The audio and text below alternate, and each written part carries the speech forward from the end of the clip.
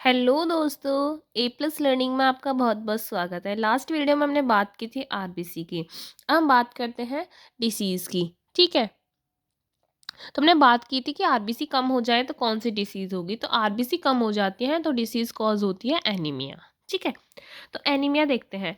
Anaemia एक medical condition है जिसमें ब्लड में आरबीसी या हीमोग्लोबिन नॉर्मल से कम हो जाता है। ठीक है, इस कंडीशन को हम एनीमिया बोलते हैं। पता कैसे चलेगा कि एनीमिया हो गया है?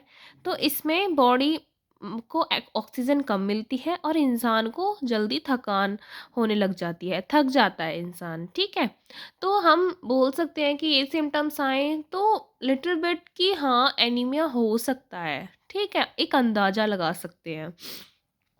अब इसकी डेफिनेशन देखते हैं proper.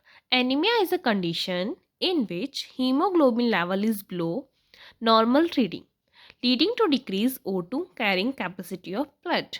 I hope you understand. अब देखते हैं कॉजेज क्या है एनीमिया। एनीमिया होने के कॉजेज क्या है?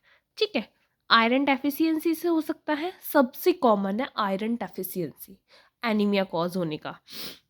विटामिन B12 फॉलेट डेफिशिएंसी भी बोलते हैं। ठीक है, थर्ड पॉइंट है ब्लड लॉस। ब्लड लॉस हो, पीरियड्स, गर्ल्स में पीरियड्स या फिर इंजरी हो, गैस्ट्रिक अल्सर हो। ठीक है, फोर्थ पॉइंट है bone marrow problem. Bone marrow में प्रॉब्लम हो तब भी एनीमिया कॉज हो सकता है। क्रॉनिक डिसीज, लंबे टाइम तक कोई डिसीज है तब भी। देन हीमोलाइसिस, मतलब आरबीसी का जल्दी टूटना, तब भी एनीमिया कॉज हो सकता है। ठीक है, सिम्टम्स क्या क्या हैं इसके एनीमिया के? वीकनेस हो सकती है, फटीग हो सकता है, डिजीनेस हो सकती है, पेल स्किन हो सकती है, fast heart beat, breathing fast, hair fall हो सकता है और नेल्स ब्रिटल हो सकता है। ठीक है, आई होप ये पॉइंट समझ में आ गए होंगे।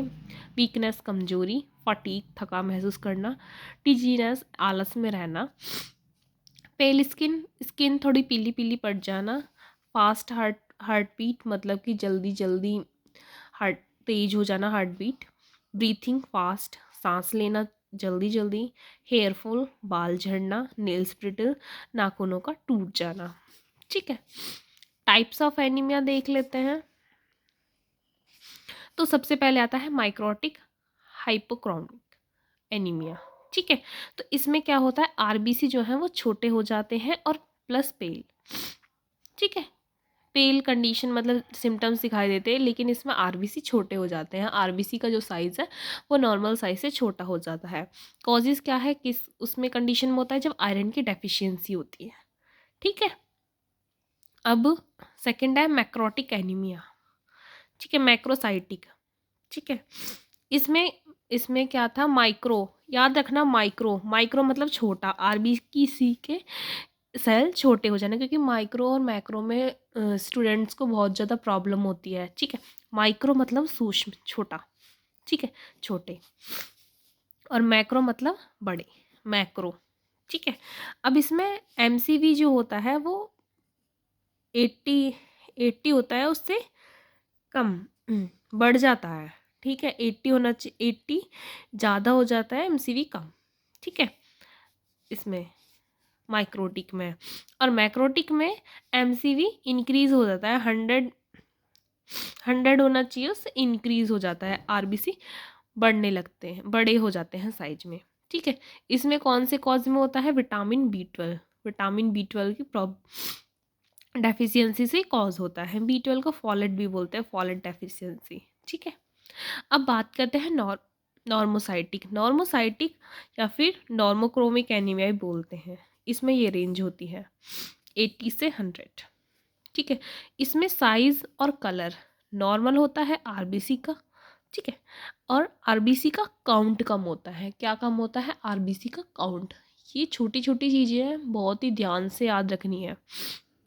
कॉज क्या होता है, ब्लड लॉस या फिर क्रॉनिक डिसीज। ठीक है, अब आता है हीमोलाइटिक एनीमिया। हीमोलाइटिक एनीमिया जिसमें आरबीसी 120 डेज से पहले टूट जाए। ठीक है, उसे कहते हैं हीमोलाइटिक एनीमिया। कॉजेज है जेनेटिक या ऑटोइम्यून डिसीज।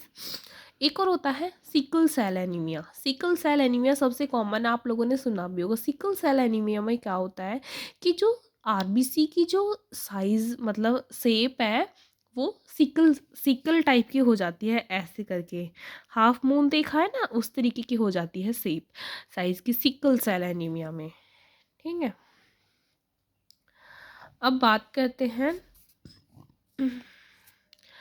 आज की वीडियो में इतना ही। मिलते हैं नेक्स्ट वीडियो में, नेक्स्ट टॉपिक डिस्कस करते हैं। आपको अगर किसी टॉपिक की वीडियो की नीड है तो मुझे आप लोग कमेंट कर सकते हैं। Thank you for watching.